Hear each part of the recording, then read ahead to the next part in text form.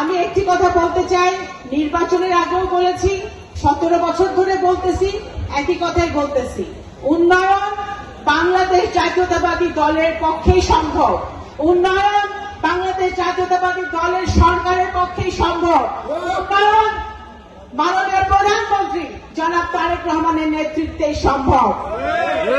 এই সালতা উপজেলা প্রতিষ্ঠিত করেছিলেন আমাদের দেশনেত্রী বেগম খালেদা জিয়া। আপনাদের মনে আছে, এই সালতা কলেজ মাঠে উনি এসে সালতাকে উপজেলা ডিক্লেয়ার করেছিলেন।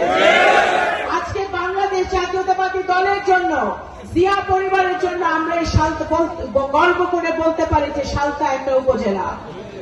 তখন আমার বাবা ওবায়দুর রহমান সাহেব সর্বাত্মক চেষ্টা করেছেন সালতা উপজেলার আমাদের যারা জনগণ আছে, আমাদের যারা ভাই বোনরা আছে, তারা যেন সকল প্রকার সুবিধা পায়।